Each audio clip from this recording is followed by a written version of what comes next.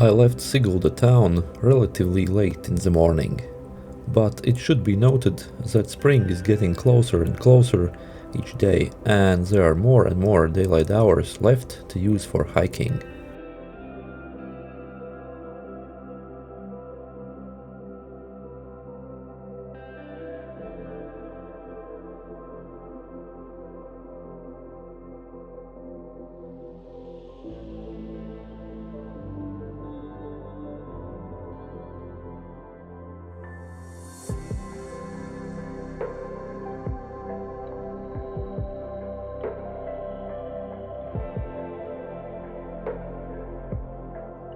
After crossing the bridge, I started my way towards Ramkalni. Initially, I was heading along the 8th stage of the St. Jacob's Way.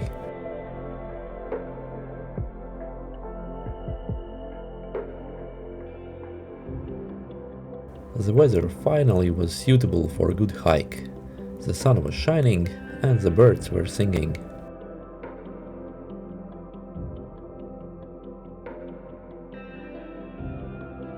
Unfortunately, in Latvia, cycling is relatively well developed and widely promoted, but the infrastructure for hikers is not developed enough.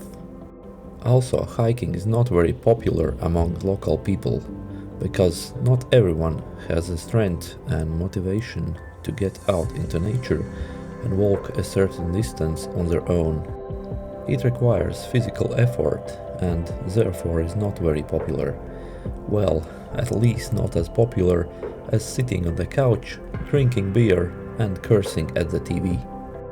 That's why the hiking community in Latvia is relatively small compared to Western European and Scandinavian countries.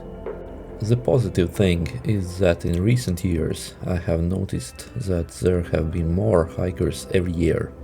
That's definitely positive.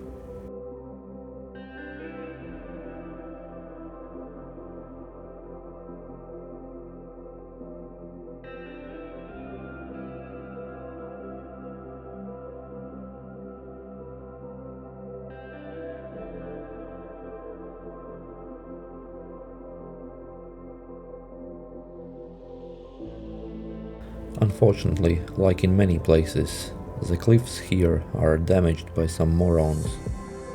Prohibitory signs are put up, but they hardly reduce the number of idiots.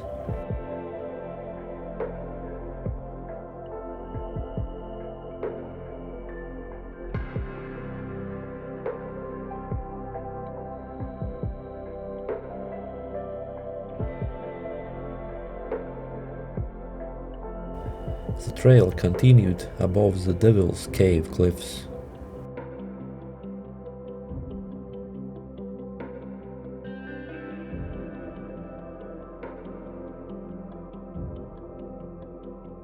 This guy has started his walk here and walked thousands of kilometers.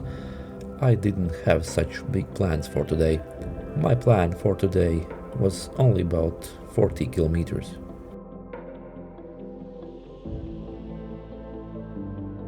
The water level in Gauja river has risen, as usually happens in the spring, but this year there are no strong currents.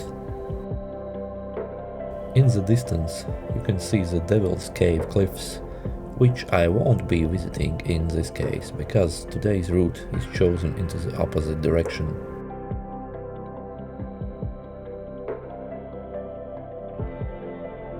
One of the signs of spring, mud. The name of this trail on the Mapy.cz map is E11, also Fisher's ski trail, in case you want to go on skis. In summertime I assume there are a lot of ski enthusiasts. It is important to follow the signs on the trail. A cross means don't go there. 2 or 3 parallel stripes or something similar means that you can continue on the path this way.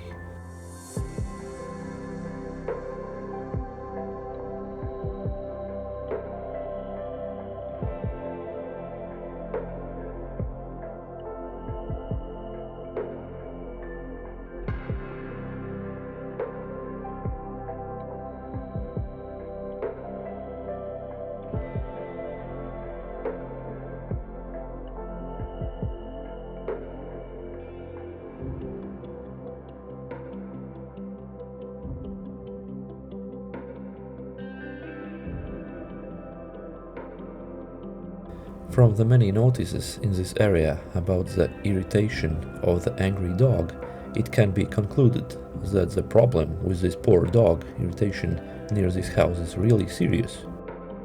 A hanging swing has even been set up on the bank of the Gauja River to distract the potential dog irritators from irritating this poor dog and to enjoy the nature in some positive way.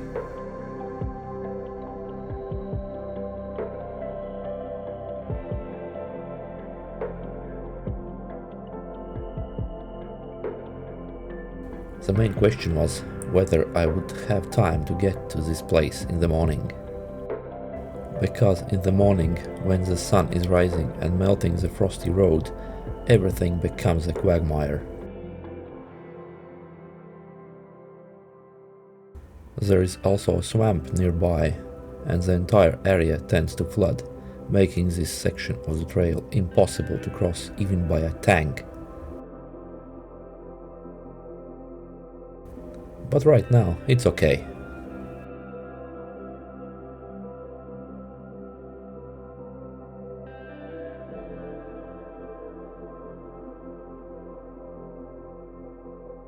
Unfortunately, in the sunny sections, the road is already muddy, and you have to walk through the grass, where there are millions of ticks, and in the summer also could be snakes.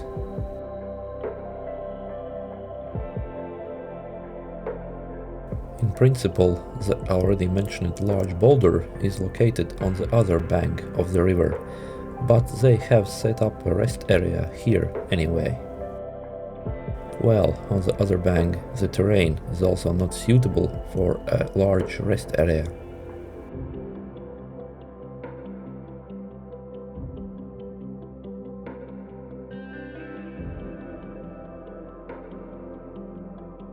The route at this stage still runs relatively close to the Gauja River, but later it will move far enough away from it.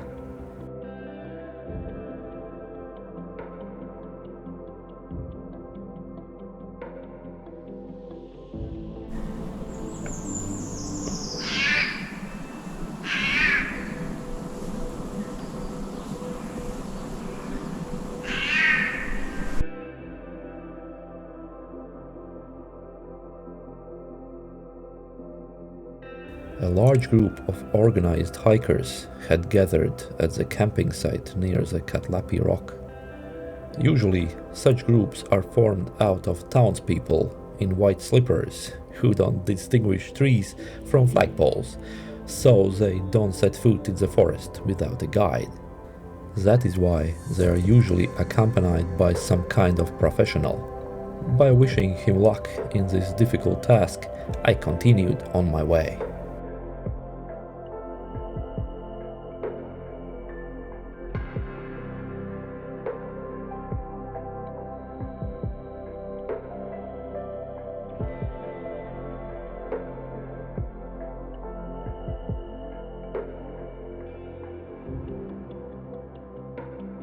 In the 90s and even at the beginning of the 2000s, this was a harsh place.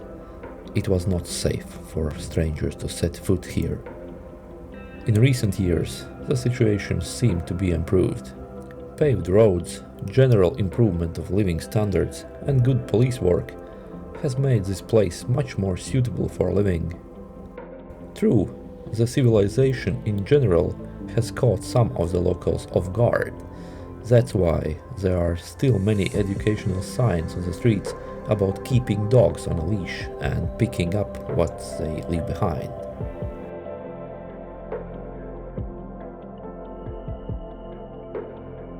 Another legacy of the Soviet army.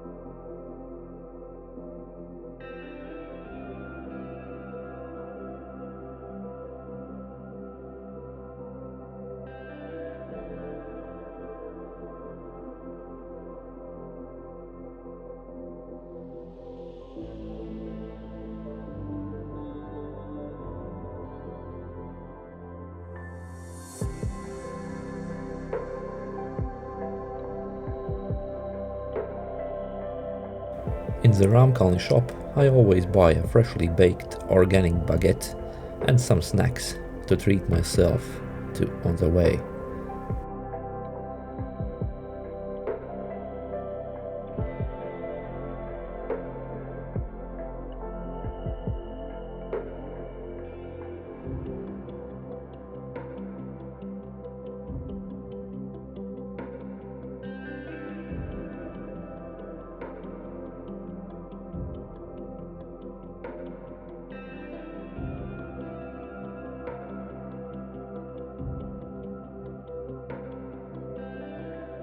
The Loja River is very wide in this place, and anglers can be regularly seen here. The weather was still very good, as it turned out later, even too good, because so many people had decided to visit the outdoor places near the trail that I even didn't find any free camping spots. Therefore, I didn't have time to make soup and eat a proper lunch.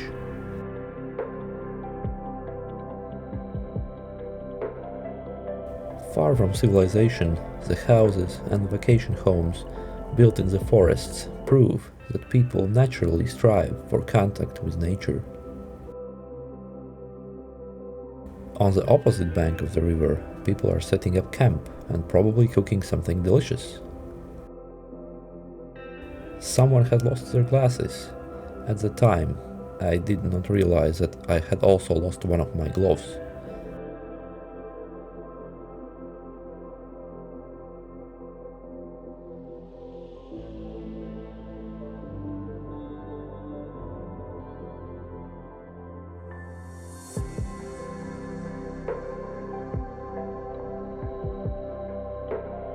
The trail on this side of the Gauja River was the ninth stage of the St. Jacob's Way.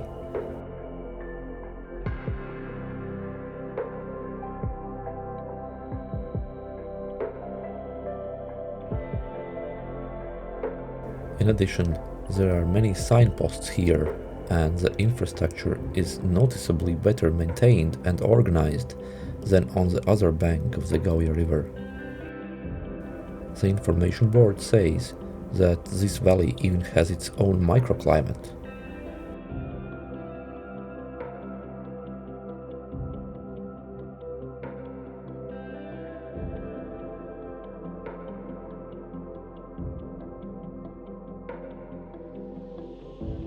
You can still find the last serious snow on the ski slope.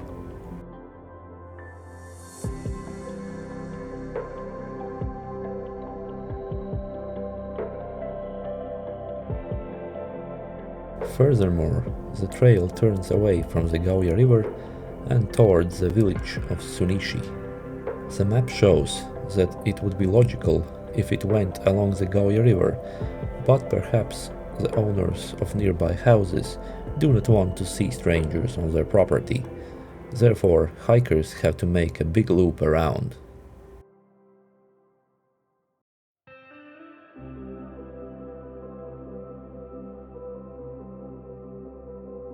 But after some time, I was glad to be back on the forest trail.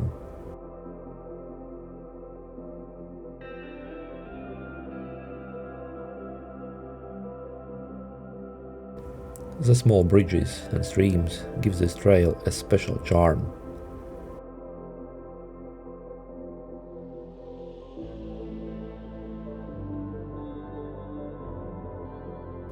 At some point along the trail, I managed to find a bench and have a short lunch break.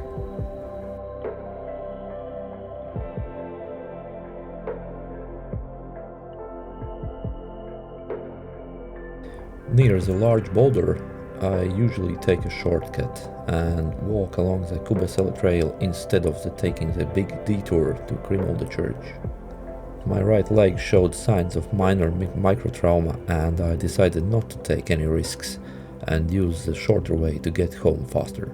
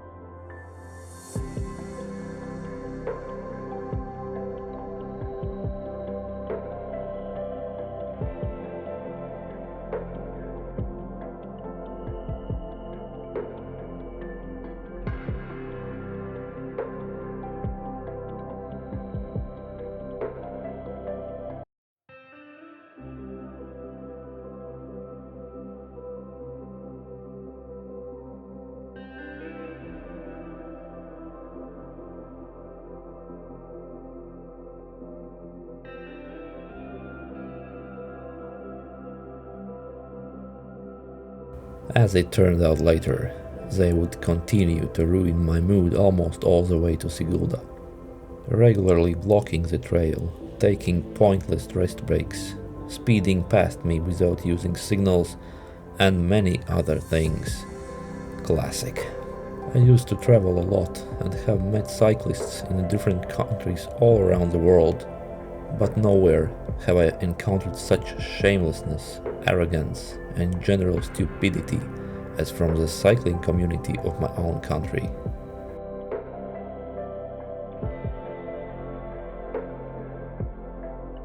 Despite the relatively slow pace, I had reached Sigulda before dark.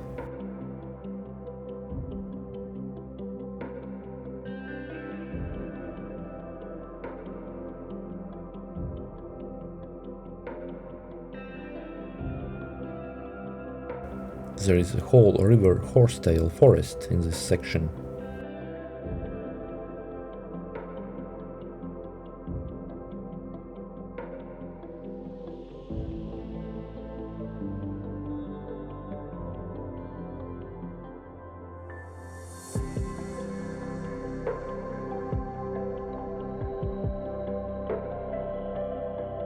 I decided to take another short detour around Paradise Hill to see in what condition the trails are in this section and how the trail wooden infrastructure has survived the winter.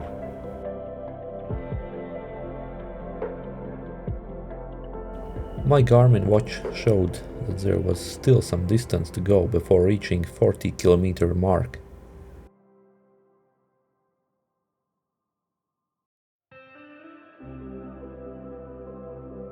From the viewpoint at the Kropotkin Cemetery, there is a magnificent view of the ancient Gauja Valley and Turrieda Castle.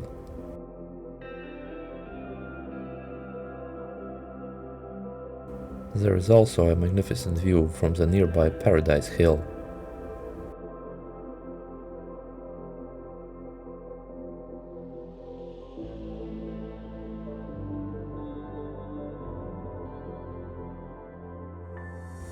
It was getting dark, so I headed home.